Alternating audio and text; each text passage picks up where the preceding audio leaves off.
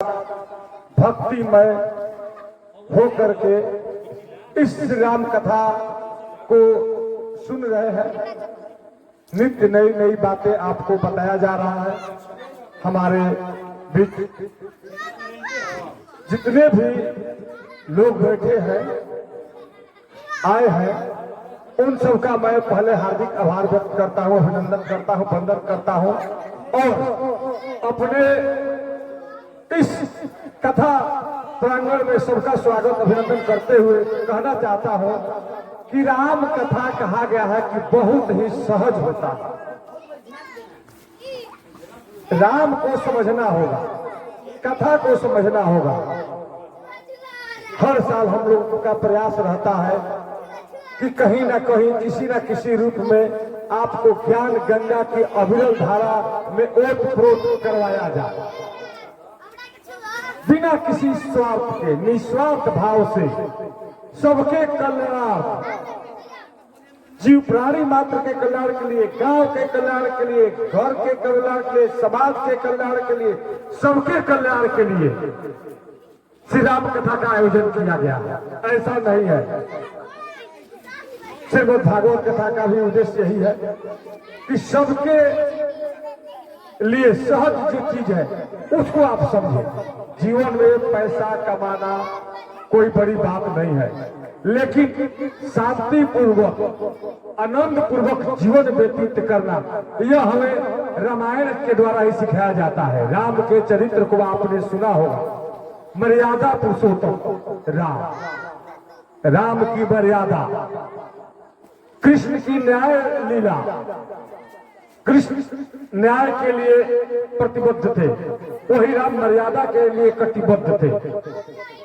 दोनों ने अपने अपने अवतार में समाज को एक नई शिक्षा दी, नई ज्ञान दी। उस ज्ञान पर सदियों से भारत ही नहीं बल्कि पूरा विश्व चलते आ रहा है। आज कुछ भटके हुए लोग हैं जो इसको नहीं समझ पाते हैं कि राम कौन है। राम साधारण शब्द नहीं है। जो जीवों में रमण करता है, जो आपके विचारों में रोम रोम में रमण करता है, वही राम है। और जो सबको अपने ओर आकर्षित करता है वह कृष्ण है। कृष्ण की आकर्षण शक्ति और राम की भ्रमण शक्ति, ये दोनों मनुष्य के जीवन को उस मुकाम तक पहुंचाता है जिसके लिए देवता भी ललायित रहते हैं, सूर्य नर मुनि भी ललायित रहते हैं। इस धरती पर यदि आए हुए हैं और राम कथा का आनंद नहीं लेते हैं तो आपका जीवन व्यर्थ है। मानव जीवन में सर्वोत्तम कहा गया है। मनुष्य एक सामाजिक प्राणी है, चैतन्यशील प्राणी है। कहा गया है कि पत्थरों में वृद्धि होती है, जान होती है, पहाड़ बढ़ता है, पौधा भी बढ़ता है, लेकिन चेतना मनुष्य नहीं होती है। पत्थर में भी भगवान की मूर्ति बना दिया जाता है, लेकिन मनुष्य एक ऐसा कृति है, प्रकृति का ऐसा कृति है जो चिंतनशील है, चेतनशील है, ज्ञान है। कहा भी गया है कि ज्ञाने नहीं ना पशु भी समान। जिसके पास ज्ञान नहीं है पशु है। Man is an animal and cow is also an animal. What is difference between both? तो यही एक अंतर होता है दोनों में कि आपके पास चेतना है, ज्ञान है, विवेक है, और उस विवेक का प्रयोग स्वहित में ना होकर परहित में हो, दूसरे के लिए परहित नहीं। कहा गया है कि परहित नहीं बरसता बेग से पानी, हम हो सृष्टि के लिए बलिदानी। व्यक्ति को निजता को त्याग करके आना चाहिए। आइए आप सभी श्री राम कथा को सुन रहे हैं। आज प्रभु श्री राम का जन्मोत्सव से लेकर के धनुष यज्ञ तक की कथा होगी। इस कथा के माध्यम से आपको बहुत सारी बातें बताई जाएंगी।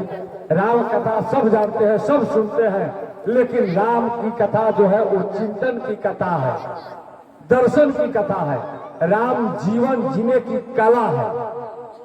अभाव में भी अपने प्रभाव को बचा कर रखे रहा। वन में भी गए तो उनकी मर्यादा में कमी नहीं आई, उनकी व्यवहार में कमी नहीं आई। और आज हम महल में रह करके भी उस सुख को नहीं प्राप्त करते हैं जो राम जंगल में जा करके जंगली जीवों के साथ, जंगली लोगों के साथ रहकर परम सुख की अनुभूति की। वो लगता है कि हम सबों के लिए दुर्लभ है। जय श्री राम।